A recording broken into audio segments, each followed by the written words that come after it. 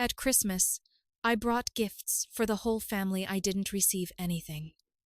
My aunt looked at hers and said, "You always try too hard, fool." Laughter. I just nodded, collected every gift back into my bag, and said, "Weird how I'm the only one who showed up with anything." 30 minutes later, everyone was begging me to stay. I didn't even turn around. Kyle had mentioned a signed baseball at a summer barbecue, so I tracked one down. My sister had obsessed online over a limited run hoodie from her favorite band, so I found it before it sold out. I even bought Jake something. Although we barely tolerated each other, no one in that room thought they were being cruel. To them, I was simply Emma, the woman who cared too much, tried too hard, and then looked hurt when nobody matched her effort. I drove back to my apartment through nearly empty roads, dumped the red bag beside the couch, ordered Chinese food, and turned on Time's Die Hard. 30 minutes later, my phone began lighting up. My mother said everyone was worried. My sister said I had ruined Christmas over a joke. Caroline called me too sensitive. Jake told me to come back for dessert. Nobody actually apologized. They only wanted the evening restored to normal. And normal meant me swallowing the insult so everyone else could stay comfortable. I powered the phone off. That night, I realized blood did not give people permission to humiliate me. I was tired of auditioning for a family that had already decided what role I was allowed to play. 3 months later, I closed on a house in Cypress Ridge, 40 minutes from my parents. It had 2 stories, a deep porch, and a backyard stretching toward a line of trees. I had been saving for years, but none of them knew because none of them had ever asked.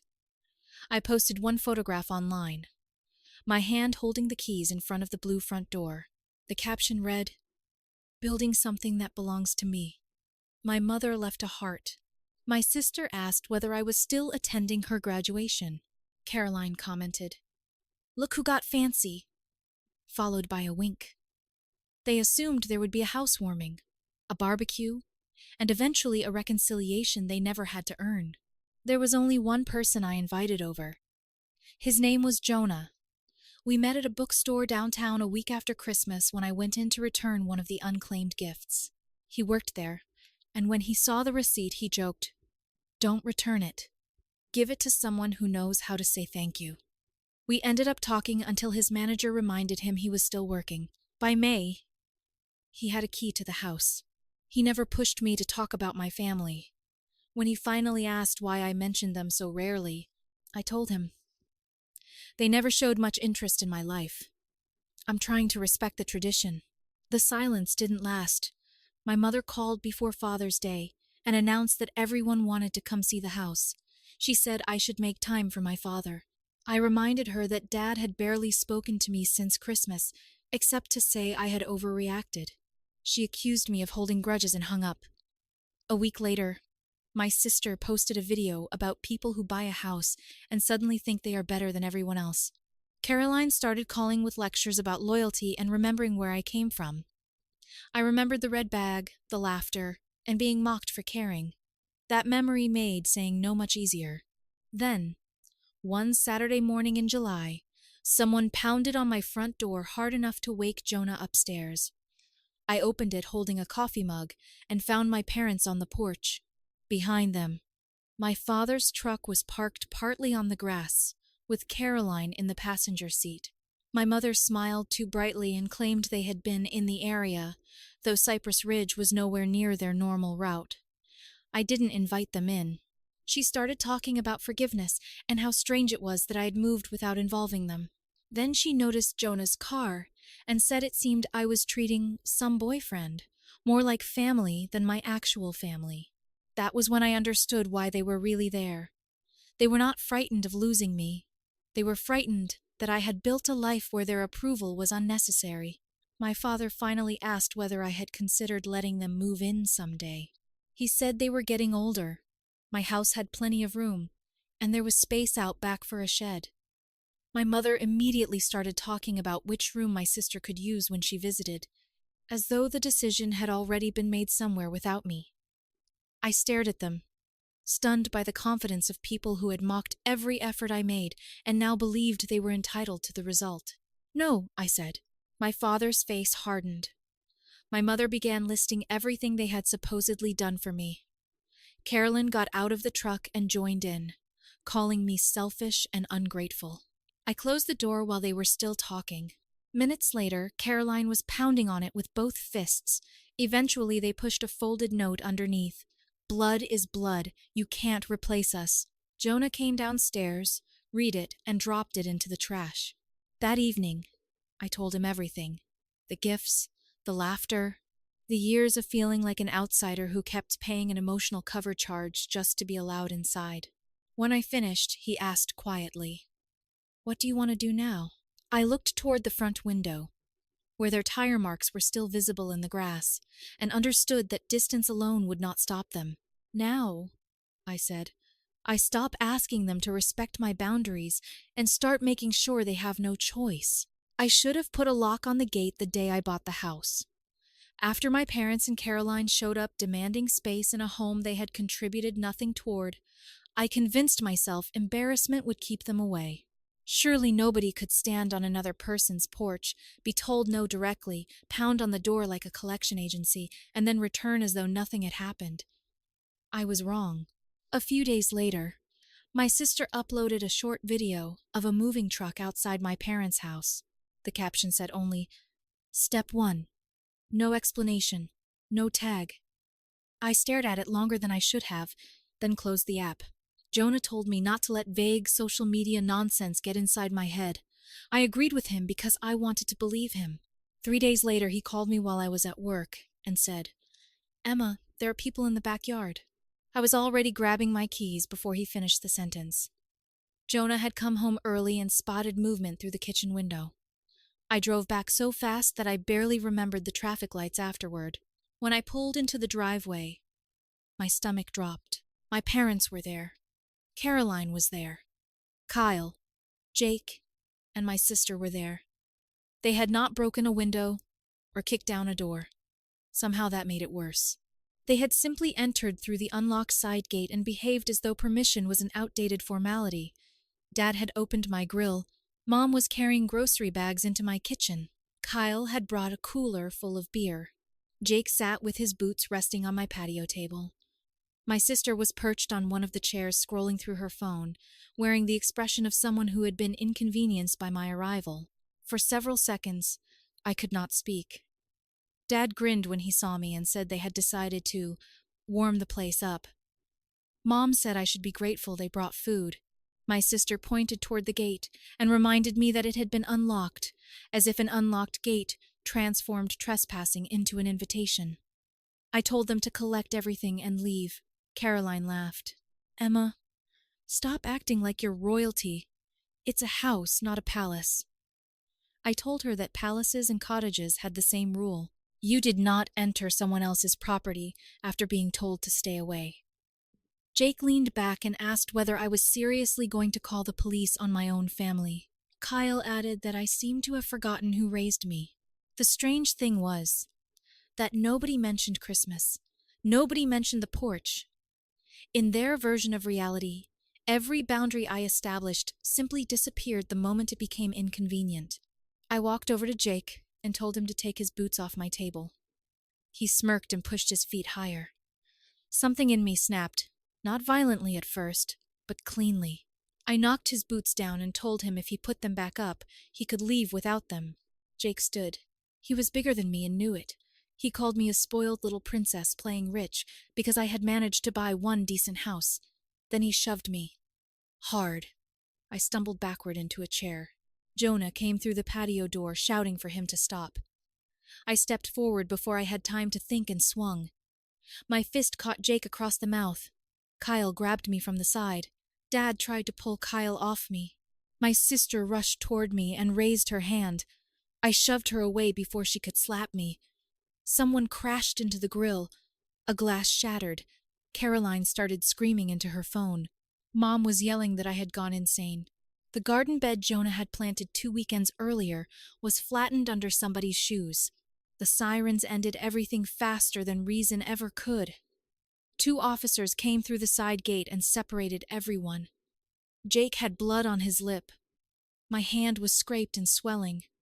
Kyle was pacing and swearing. Caroline suddenly began crying as though she had spent the entire afternoon trying to restore peace. When one officer asked whose property it was, every face turned toward me.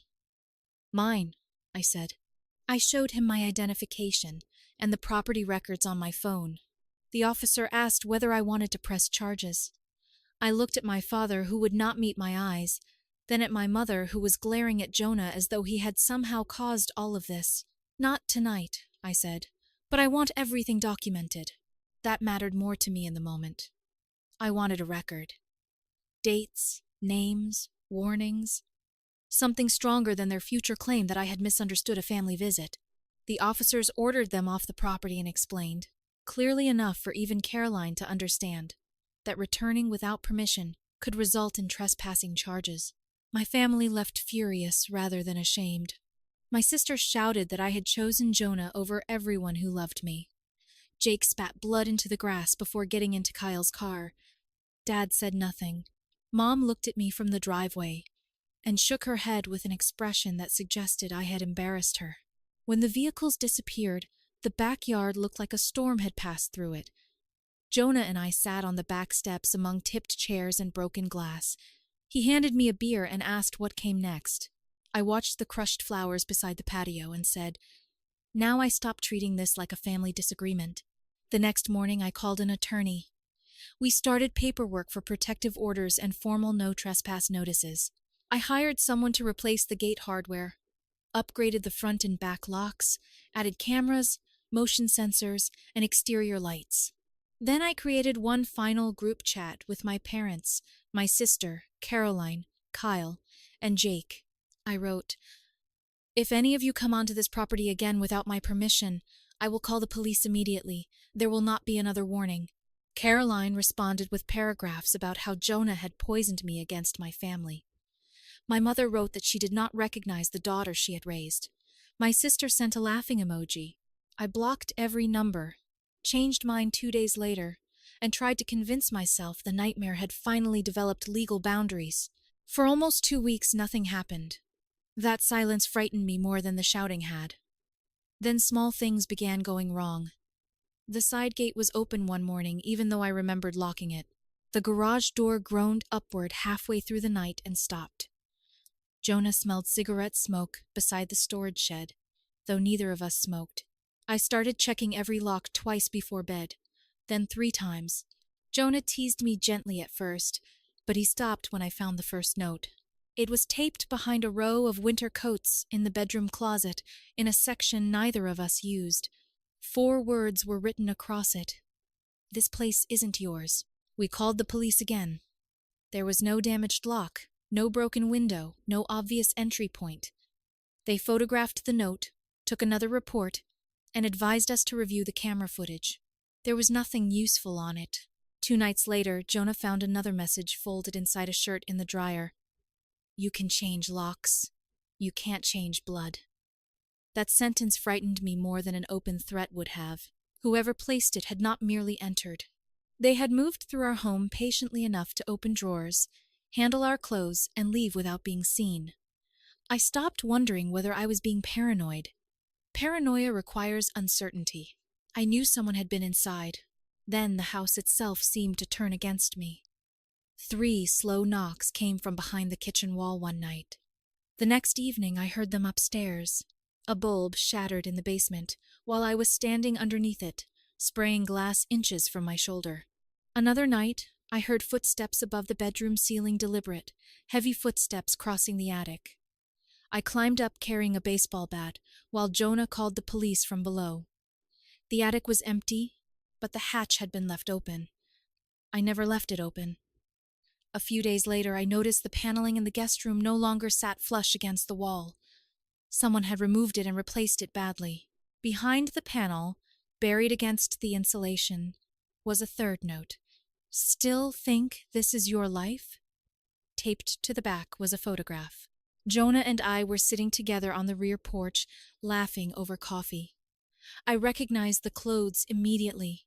The photograph had been taken only days earlier. The angle was not from the road. It had come from beyond the fence, somewhere among the trees behind the property. Someone had stood there watching us long enough to frame the shot. That was the moment fear turned into something heavier. This was no longer about relatives refusing to accept boundaries. Someone wanted me to feel observed inside my own life. They wanted every room to feel temporary, every shadow occupied, every moment with Jonah contaminated by the possibility of an unseen witness. I barely slept after that. I woke at the same strange hour night after night, listening for footsteps that sometimes existed and sometimes lived only in my head. I checked the cameras while eating breakfast, during work meetings, before showering, before bed. Jonas suggested we spend a weekend somewhere else. Then he suggested therapy. Then he stopped offering solutions and simply sat beside me when I stared too long at the security feeds. One evening he said, "Emma, they're making you live around them, even when they aren't here." That hurt because it was true. I had bought the house to escape their gravity, and somehow they had turned my escape into another orbit around them. So, I changed the rules. I removed several obvious cameras and replaced them with smaller infrared models, positioned where nobody would think to look. I installed separate storage so footage could not disappear if somebody damaged the equipment. I bought a small drone and began flying it over the tree line at unpredictable times. Then I stopped reacting publicly. No angry messages, no calls, no accusations. I wanted whoever was doing this to believe I was exhausted and blind.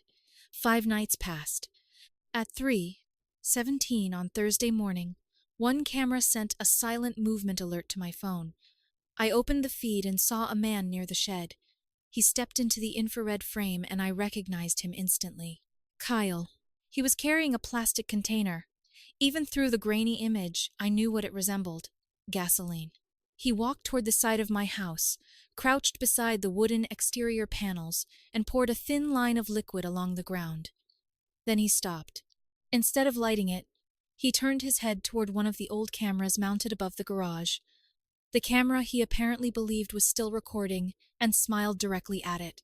Watching him, I finally understood the entire game. He wanted me to see enough to be frightened, never enough to feel safe. He wanted control, not reconciliation. My family did not need me back in their lives. They needed proof that I could never build a life completely outside theirs. I watched Kyle disappear into the darkness, saved copies of the footage in 3 different places, and sat there until sunrise with a clarity I had not felt in months. They wanted a reaction. They were finally going to get one, just not the one they expected. By sunrise, I had stopped thinking about how to defend the house and started thinking about how to remove myself from the game entirely. For months, I had treated Cypress Ridge like a fortress worth fighting for because it represented everything my family said I could never build without them. Every camera, every lock, every police report had become another declaration that I would not be driven out. But staring at the footage of Kyle crouched beside my siding with that plastic container changed something. He had not come to burn the house down. Not that night. He had come to remind me that he could get close enough to make me imagine it. That was worse in its own way. I finally understood that as long as I remained there, they would always have a target. So I called my attorney that morning, sent him the footage, and then called a realtor. I told her I wanted the house listed quietly and quickly. I did not tell my family. At first, I did not even tell Jonah. When I finally told him that evening, he stared at me as if I had announced I was setting fire to the place myself. "You're selling?" he asked. "After everything we did to keep them out?"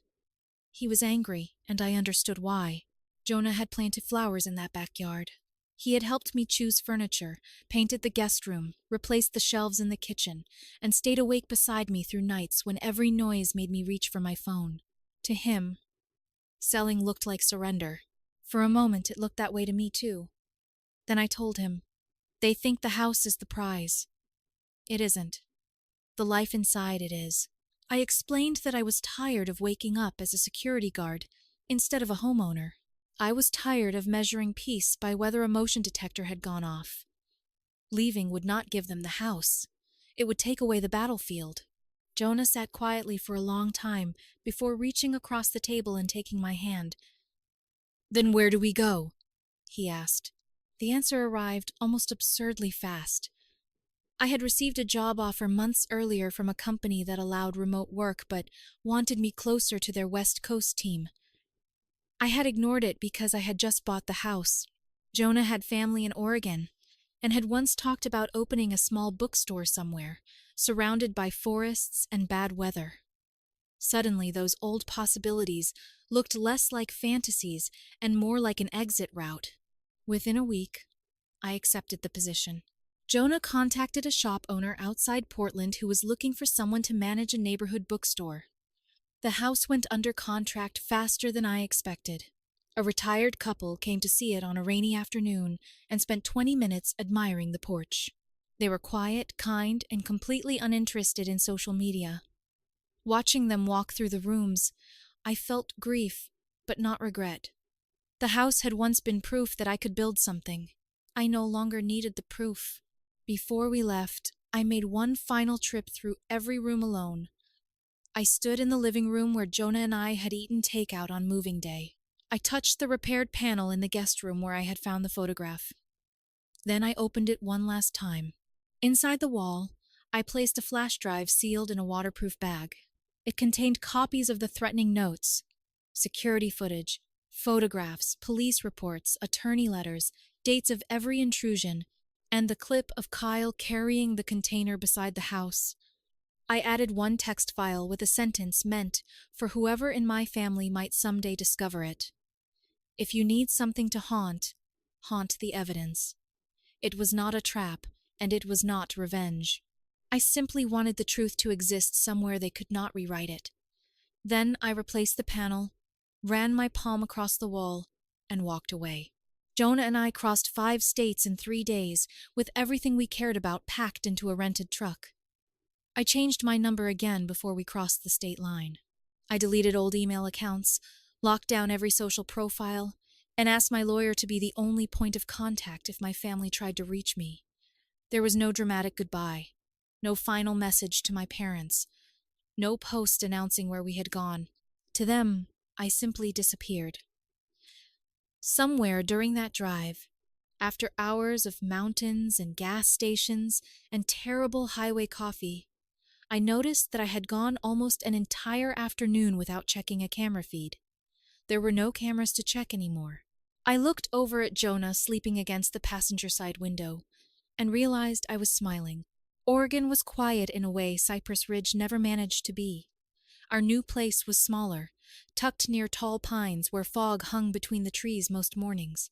Jonah started working at a tiny independent bookstore and eventually became part owner when the elderly couple who ran it decided to reduce their hours. I worked remotely from a room overlooking the backyard. At first, peace felt suspicious. A branch scraping the roof could still wake me. An unexpected knock made my muscles tighten automatically. For the first month, I checked the front door twice every night before bed. Then one night I forgot. Nothing happened. The following week, I forgot again. Nothing happened. Slowly, safety stopped feeling like a temporary ceasefire and started feeling ordinary. Several weeks after the move, my attorney forwarded an envelope that had arrived at his office. There was no return address, but I recognized my mother's handwriting immediately. I left it unopened on the kitchen counter until Jonah came home. Eventually, I tore it open. The message was short. She wrote that they had said enough, that she did not know where I was, and that she only wanted to know whether I was safe. 6 months earlier, those words might have pulled me back instantly. I would have searched every sentence for evidence that she finally understood. Now I simply folded the page and put it away.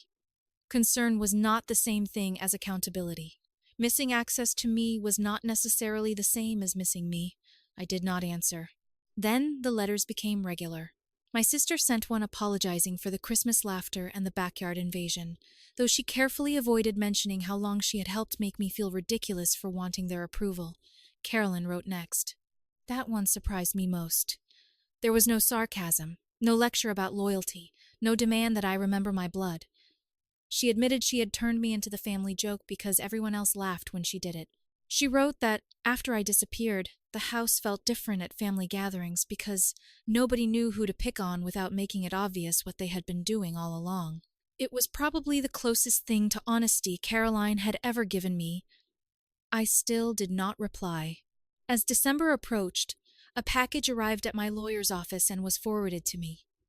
Inside was an old photo album with family moments written across the cover. I sat at the dining table and turned through pages I had not seen in years. Childhood birthdays, vacations, school photographs, my father holding me on his shoulders, my mother helping me decorate a cake, my sister and me asleep against each other in the back seat during some forgotten road trip. It would have been easier if every memory had been bad. They weren't. That was what made everything complicated.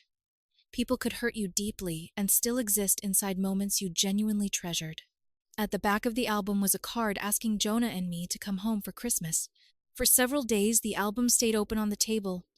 I would pass it while getting coffee and stop at a different photograph. Part of me missed them. I hated admitting that. I had spent so much time learning that leaving was allowed that longing felt almost like betrayal. Jonah eventually found me sitting there one evening with the invitation in my hand. "You don't have to decide because they ask," he said. "And you don't have to hate them forever, just because you're not ready to see them." That was the difference between Jonah and my family.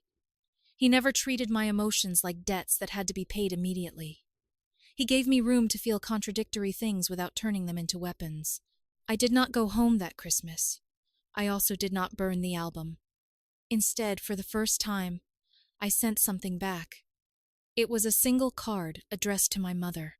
I wrote that Jonah and I were safe, that I had received the letters, and that I was not ready for contact beyond that. I told her that apologies mattered, but changed behavior mattered more, and that if they truly regretted what happened, they could prove it by respecting the boundary without demanding a reward for doing so. I did not include my address or phone number. I mailed the card through my attorney and then went home to Jonah.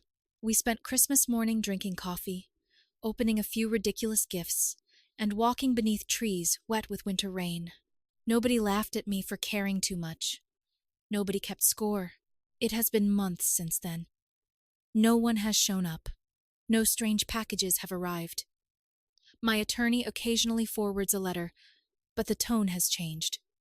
There are fewer demands and more admissions. Whether that transformation is permanent, I cannot know. Maybe someday I will sit across from my parents again. Maybe my sister and I will talk without every childhood wound sitting between us. Maybe Caroline will apologize to my face. Or maybe distance will remain the healthiest version of our relationship. I no longer need to decide the ending before I am ready to live it. Sometimes I think about that first Christmas, about the red bag resting against my leg while everyone laughed. Back then, I believed the humiliation was about the gifts. It wasn't. The gifts were only evidence of how desperately I wanted people to choose me. For years I confused giving more with deserving more, as though affection could be earned through persistence. Buying the house did not cure that. Fighting for the house did not cure it either. Walking away finally taught me what I had been missing. A boundary is not revenge, and leaving does not mean losing. Sometimes family means reconciliation. Sometimes it means forgiveness from a distance. And sometimes it means driving far enough away that you finally hear your own life again. My family once called me a fool because I cared too much. Maybe they were right about one thing. I did care too much. I just finally learned to care about myself too.